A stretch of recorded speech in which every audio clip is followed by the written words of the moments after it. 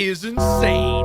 What's going on, everybody? My name is Blitzwinger, and ladies and gentlemen, I told you they delivered. Marvel Rivals has just lined up at the base and hit a home run because they have gone ahead and dropped a slew of news about season 2.5. I mean, we're talking about the official reveal as well as gameplay showcase for Ultron, the new strategist coming to the game, along with some exciting updates to the team-up system. There's a pretty extensive, almost overhaul of the team-ups that are going to be in action in season 2.5. In addition to that, they talked about nerfs and buffs to specific heroes, so we're going to run through all of that and much more in today's video. Now, of course, guys, you know the drill. Scroll on down, smash that thumbs up button. Thank you guys so very much for your continued support and your kindness. Thank you so very much for checking out yet another Marvel Rivals update video. And of course, like always, guys, let's hopefully hit 1,000 likes on today's video. Thank you so very much for your kindness. Without further ado, let's dive on in. Today, the age of Ultron begins. Yes, we kick things off with freaking Ultron, the newest strategist to be joining the game with the May 30th update for season 2.5. And my goodness, what a character he is. From this incredibly cool looking ultimate ability. Extermination!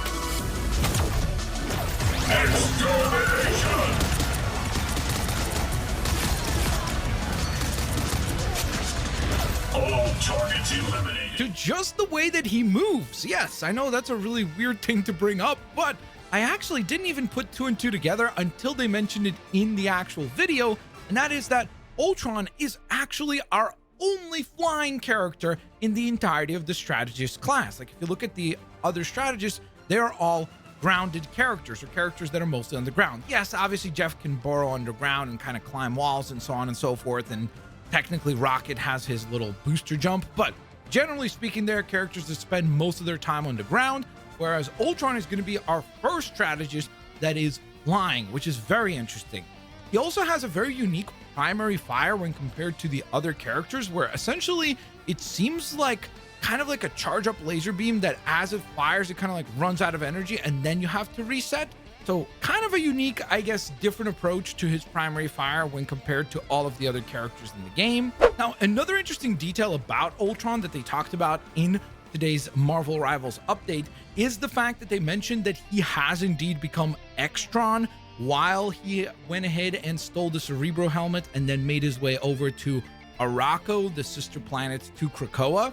So I think that basically, I mean, it's not confirmed, but I think it's a pretty safe bet that May 30th, when Ultron joins Marvel Rivals, Actron will most likely be the skin that you'll be able to purchase in the Marvel Rivals shop if you so choose to do so.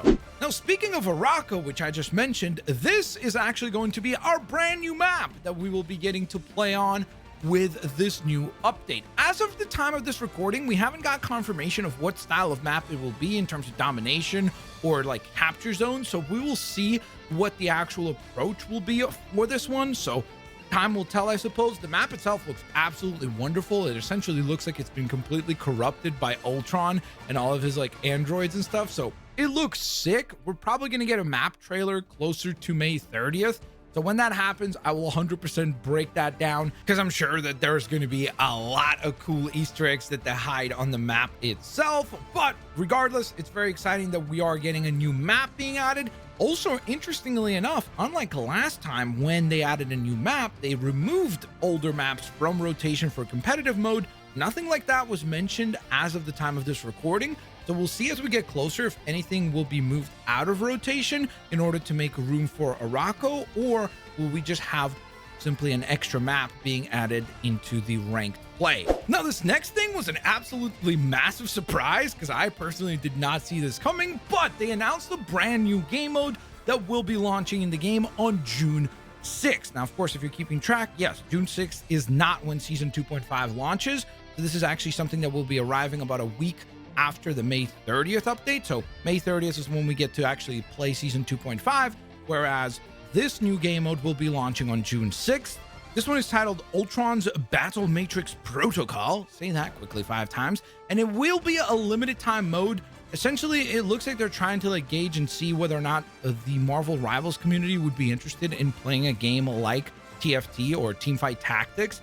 as someone who enjoyed playing TFT, I'm very excited to check this out. Hopefully it runs well, hopefully it plays well, and this would be a really cool supplemental mode to the main gameplay that we get to experience in Marvel Rivals. But it's also just interesting because this is so completely out of left field compared to the traditional experiences that we've had so far in Marvel Rivals that I'm very, very curious to see how the Marvel Rivals community will actually respond to this mode.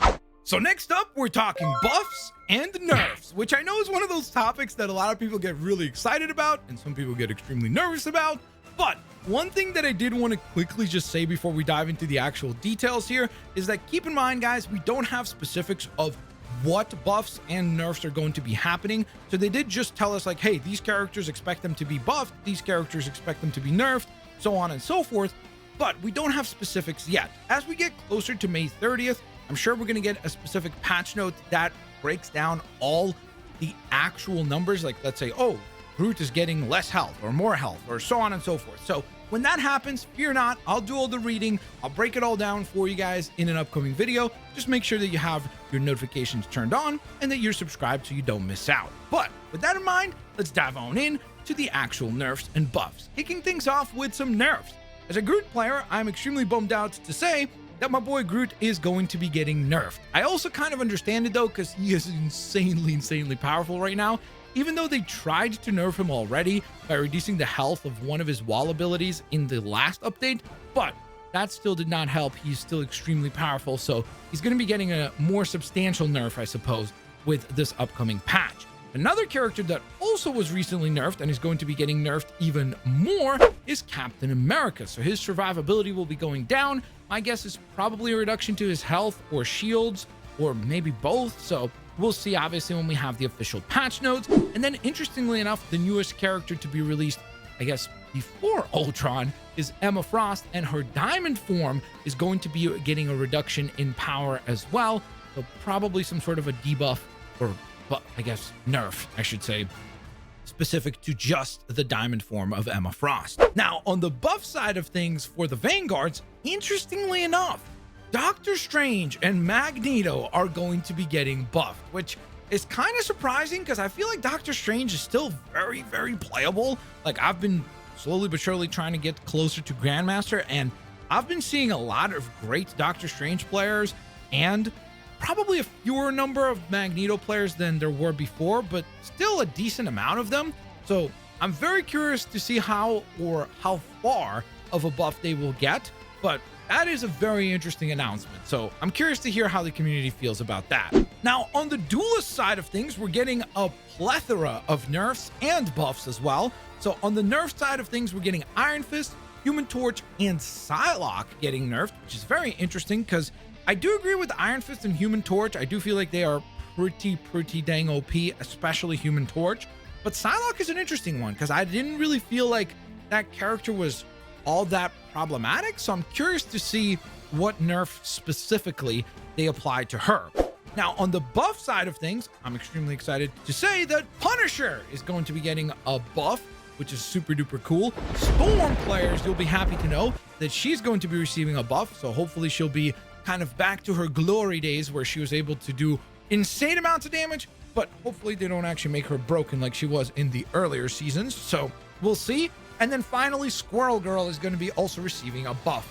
Now, on the strategist side of things, things are a lot more murky and not quite as clear. So first, what we know is that Luna Snow players, you'll probably be somewhat unhappy to hear that her ultimate is actually getting nerfed, meaning that it's going to take a longer amount of time to actually be able to hit the Luna Snow ultimate. However, at the same time, they will actually be buffing her standard abilities. So like her regular ability set will actually be getting more powerful, while the ultimate will just simply take longer to obtain. So I'm curious to hear what you guys think of that. Obviously, we don't have specifics, but let me know in the comments section below.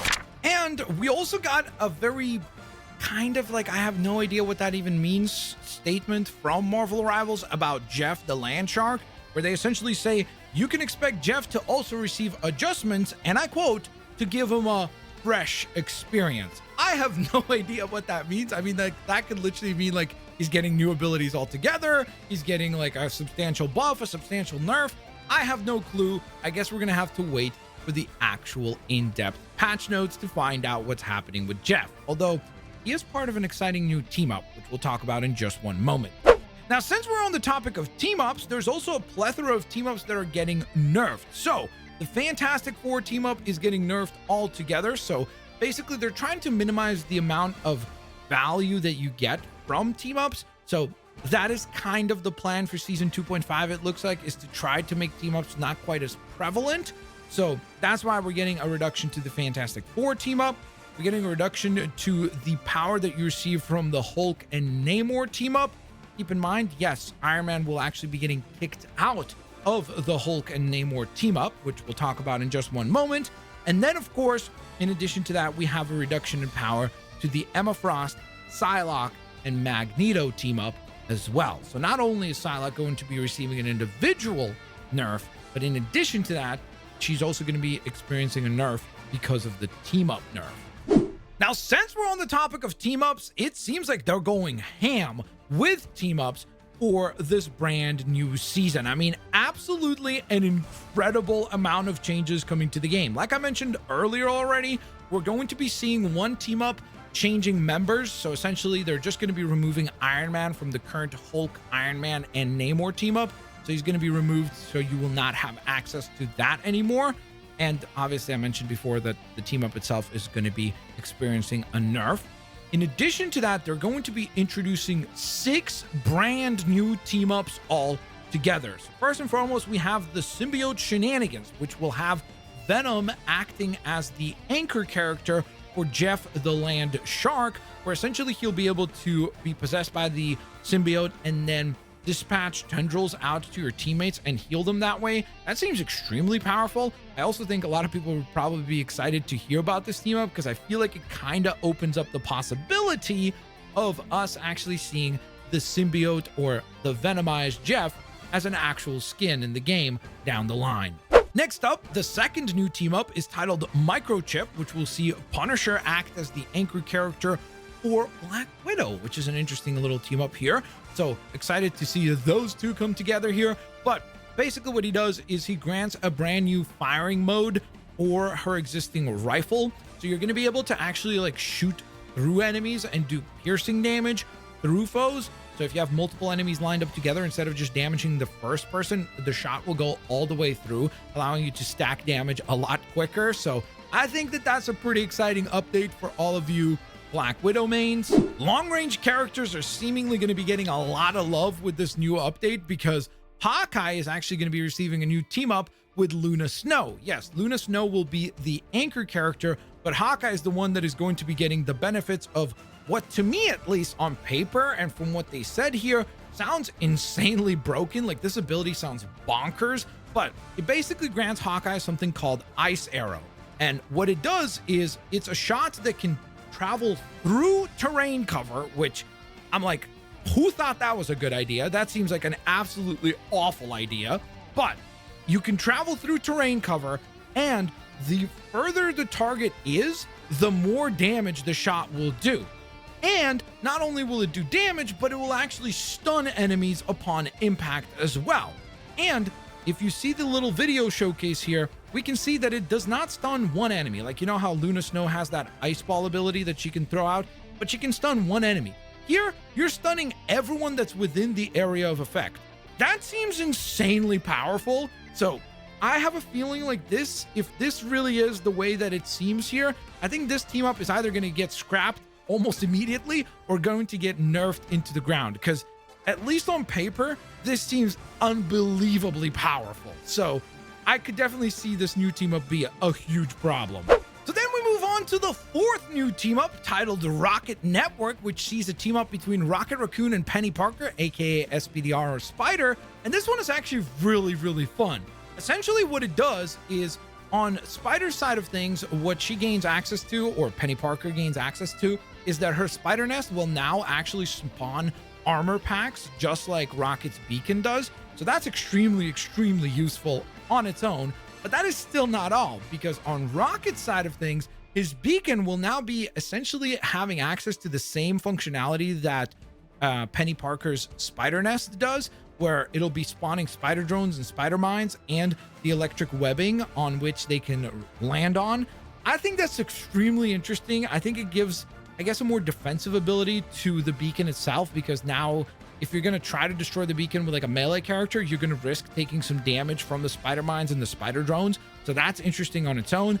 And in addition to that, I feel like rocket players can maybe like run away to the beacon if they're getting like overwhelmed by like a Black Panther player or like one of the dive characters like Magic or something like that, and they're having trouble. You can dash over to your beacon and then hope that the spider drones and the spider mines maybe help you do that little bit of extra damage to defeat the dive characters. So a very, very interesting team up here.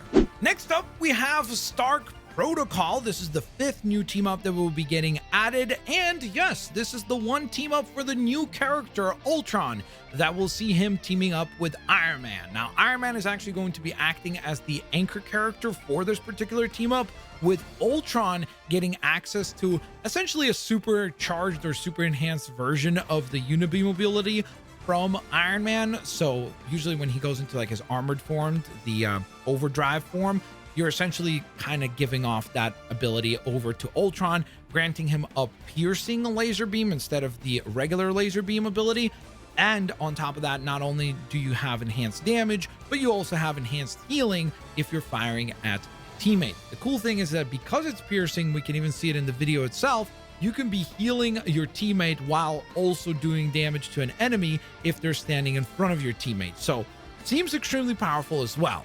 And finally, in what is probably the silliest of all the new team ups, we have Jeff NATO. Yes, we have Storm teaming up with Jeff the Land Shark, where essentially she is the anchor character and you're performing 2 ultimates together. So just like we had the ultimate shared between Storm and Human Torch, where they would create that like flaming tornado ability, here you do need Jeff's ult to be active or ready to go, as well as Storm's ult. But when you do it, essentially they're recreating Sharknado, I guess, with a big giant tornado that also has Jeff inside of the tornado.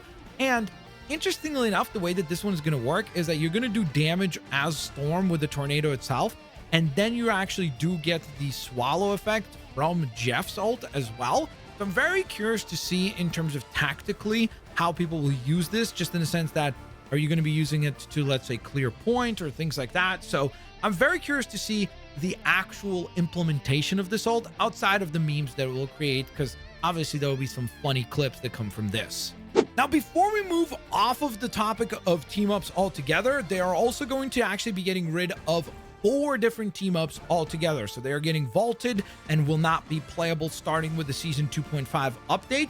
So that will be the Chilling Charisma team up between Jeff the Land Shark and Luna Snow. That'll be the Allied Agents team up between Hawkeye and Black Widow. That will be the Ammo Overload, which I'm very sad to see go. The team up between Team Rocket, Rocket Raccoon, and Punisher. That is definitely a bummer. And interestingly enough, they are also going to be getting rid of Symbiote Bond, which I think is actually going to be a substantial team up to be removed from the game, which is of course the team up between Venom, Penny Parker, and Spider-Man. Now that was a lot, but we're still not done yet, because there's a couple more things that they did discuss during their season 2.5 kickoff video. First and foremost, they will indeed be implementing Lord icons to be featured now during your hero selection screen. So you can, I guess, kind of like swag and showcase your awesome Lord icons with a little bit of extra pizzazz during your actual hero selection process. In addition to that, they're adding something that looks kind of interesting. I wonder how chaotic this is going to get, but they're adding something called emojis and mood. Now, it does seem like the emojis portion of this is going to be customizable to your nameplate, your friends page, and your career profile, whereas the emojis mood, I guess, activations seem almost like emotes that you get to activate inside of the game itself. So we'll see how spammable these get, if they kind of have like a limit on how many of them you could use and so on and so forth, because I could definitely see this getting extremely annoying. It kind of reminds me of Clash Royale, I think was the name of that game that I used to play on mobile, where people would like constantly spam these like emotes.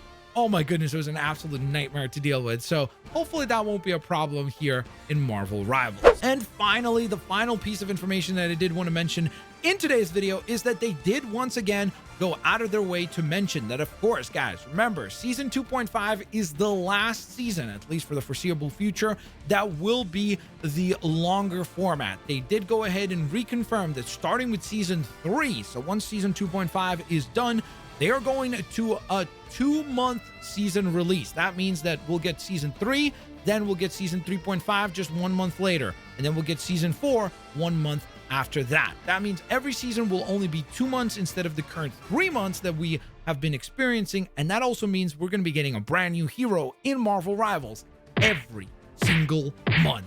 That sounds insane. So there you guys have it. I told you in my last update, I mentioned, guys, I know that you guys are getting frustrated that there isn't a lot of news for Marvel Rivals, but it's also because we're probably getting close to this mid-season update and they're saving a lot of stuff for that. And guess what? I was right, because we got an insane amount of news today, and all of it is so freaking exciting. We'll see how all of it is actually implemented in the game and what kind of new meta it will create with Season 2.5. But let me know if you guys are excited to play Ultron. Smash the thumbs up button if you are.